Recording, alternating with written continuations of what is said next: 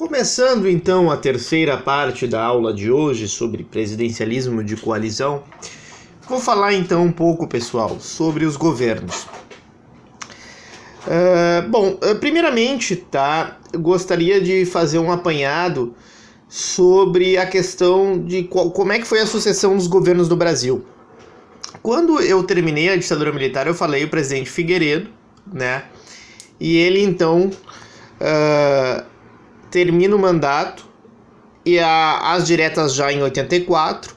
Em 85 era para assumir então eleito indiretamente pelo Congresso. As diretas falharam na sua missão de eleger já em 85 um presidente pelo voto popular, mas quem foi eleito foi alguém desvinculado da ditadura militar, uma das vozes do MDB, né, que na verdade estava em outro partido no momento, mas tem essa trajetória política ligada mais ao centro, né, que é justamente Tancredo Neves, né, que foi inclusive primeiro-ministro lá quando houve o período parlamentarista, se lembram-se, lá no governo João Goulart, né? O Tancredo Neves é avô do ex-candidato e senador Aécio Neves. Só que o Tancredo morreu, né? Teve uma diverticulite, morreu, e quem tomou posse foi o vice, né? Que era José Sarney, né? E desde o José Sarney já havia uma coalizão entre PMDB e PFL, naquele momento. E aí então nós temos o primeiro governo não militar desde 64. Então o mandato era de 5 anos, e então ele assume em 85, né? E aí iria mais ou menos até ali 89, final de 89, quando teríamos então a primeira eleição direta que tivemos, que foi a eleição de 1989. Essa eleição, pessoal, ela é bem interessante do ponto de vista para vocês conhecerem um pouco dos quadros daquela época. Se eu não me engano, tem esse debate das eleições de 89 no YouTube. É bem legal de vocês assistirem, eu recomendo, com uma ideia complementar desta aula, porque ali tínhamos figuras bem relevantes da política brasileira e entendemos também um pouco do processo político da época. Nós tínhamos o presidente que depois seria eleito, Fernando Collor de Mello. Nós tínhamos Lula, né, na sua primeira candidatura à presidência da República. Nós tínhamos Covas, né, Mário Covas, um dos ilustres representantes do PSDB, né? O PSDB, para quem não sabe, ele surge de uma divisão do PMDB em 1988, da época da Constituinte. Inclusive, muito se falava à época que a maioria dos membros do PSDB eram a favor do parlamentarismo, né? Já que o PMDB não era, entre outras questões, tá? Existe um livro chamado Quem é Quem na Constituinte que fala um pouco sobre isso. Aí, então, nós temos também, além de Covas, Lula e Collor, Brizola. Nós temos Freire, né? Não Paulo Freire, mas Roberto Freire, presidente do PCB. Nós temos, se eu não me engano, a Fifi Domingos. E tinha outros candidatos, pessoal, que eu acho que, se eu não me engano, o Caiado também estava nessa eleição, representando os ruralistas ali e tal. E então tínhamos vários candidatos, muitos. Nós nunca tivemos um primeiro turno com tanta pulverização de votos quanto a primeira eleição.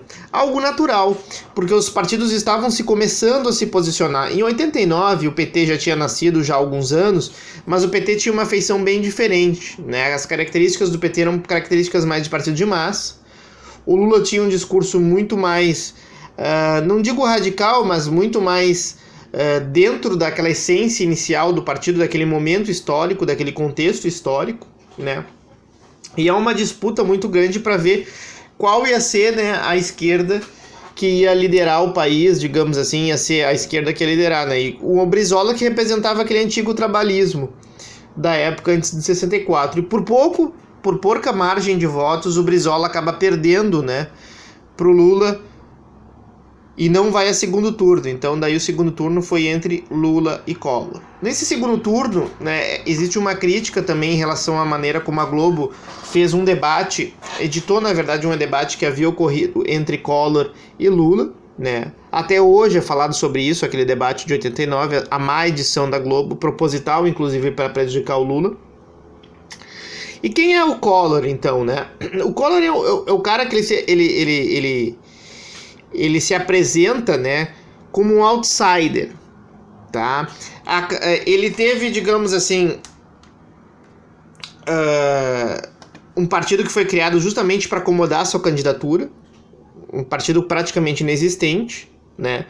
Ou seja, um partido era muito pequeno, né, quase inexistente nesse caso. Lembra muito a questão da eleição do último presidente Jair Bolsonaro, porque o PSL também não era um partido nada relevante na política brasileira, tá? Então era o Partido de Reconstrução Nacional, tá?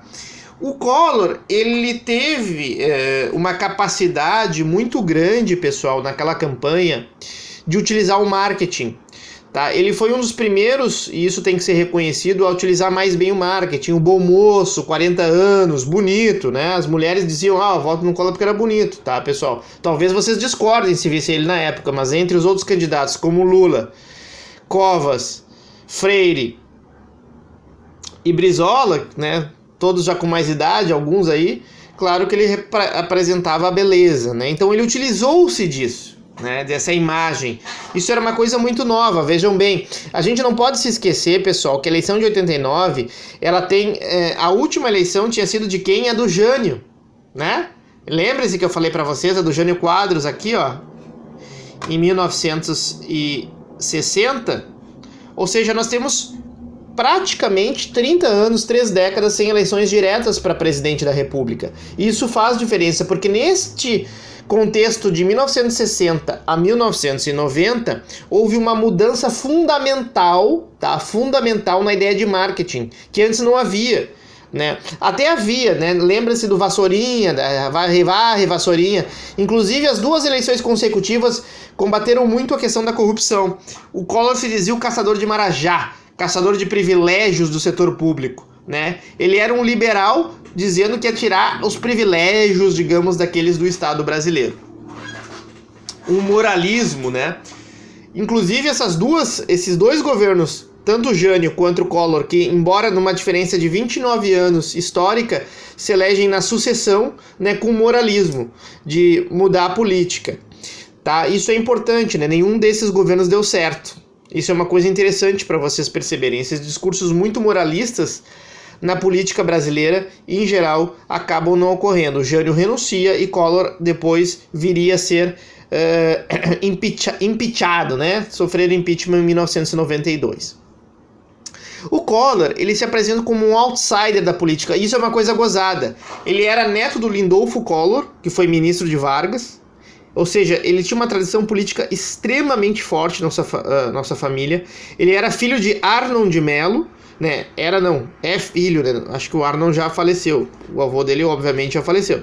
Que tinha sido senador e governador de Alagoas, tá? O Collor mesmo já tinha sido prefeito, governador de Alagoas. Só que naquele momento que as informações talvez circulassem bem menos em 89, né?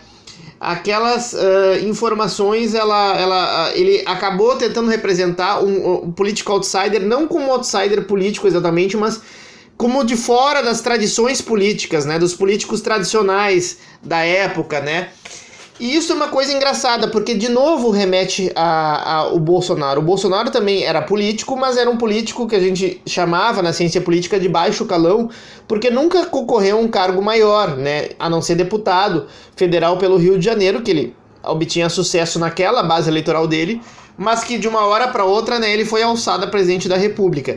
Então isso lembra muito, né, nesse aspecto, a ideia de outsider, o cara que não é que ele não seja político, mas é que ele está fora dos campos tradicionais da política, né? Ulisses Guimarães concorreu em 89, desculpa, eu esqueci de falar, e foi a grande decepção, o senhor diretas já, enfim, etc, né? Ulisses Guimarães. Quem não lembra, retome um pouquinho, procure no Google aí, um pouco da história de Ulisses, que era uma grande figura, mas que foi talvez um pouco apagado pelo governo Sarney. A eleição, tá, pessoal? A eleição de Collor, ela teve duas coisas que tinham coisas bem pesadas que Collor fazia em relação a Lula, tá? Tinham coisas... Vocês acham que fake news é atual? Não é. Uma coisa que foi contado para mim, isso para quem participou da campanha do Lula, e acredito que seja verdade, que em alguns lugares do país, alguns correligionários, alguém que estavam apoiando a candidatura de Collor, né, iria medir a casa das pessoas lá, começar a pegar uma trena e medir a casa das pessoas, as pessoas perguntavam, ué, o que é isso? O que tá medindo a minha casa? Os proprietários do imóvel, né?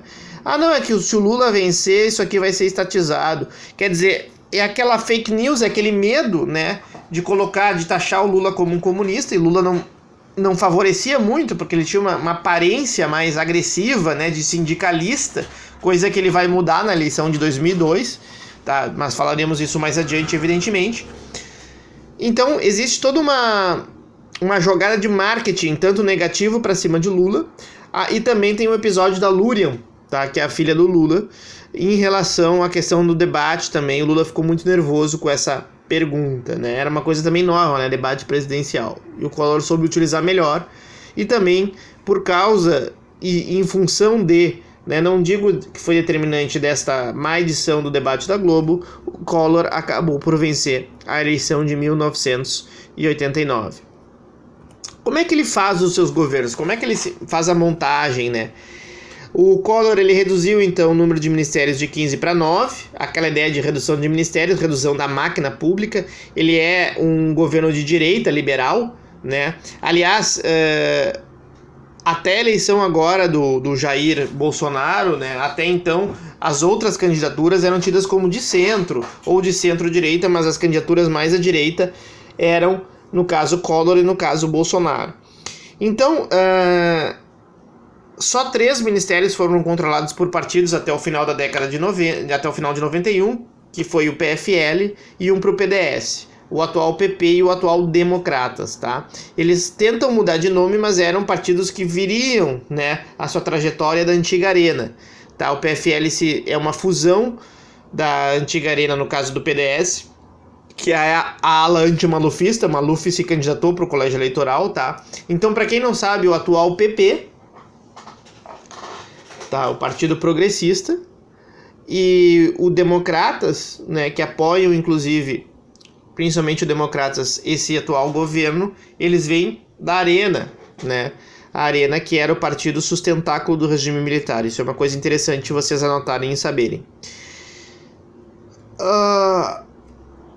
E aí, o que acontece no governo Collor? O Collor, ele tem um problema que é a hiperinflação, causada desde de fins da década de 80, que Sarney tentou controlar com plano cruzado, tá? Mas não conseguiu.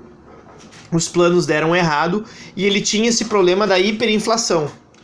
Com isto, né, ele, por exemplo, logo no início do seu governo, ele sequestra as poupanças das pessoas, que a partir de certo valor as pessoas não poderiam mais mover esse dinheiro da poupança.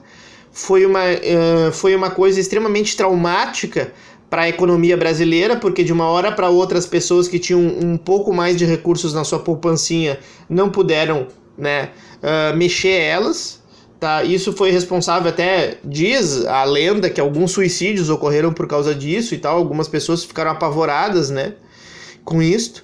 Então foi a direita e não a esquerda a mexer, neste caso, no bolso, né? Que é uma coisa que ele diria que o Lula faria, né? Então é extremamente um estelionato eleitoral que Collor fez na eleição de 89, né?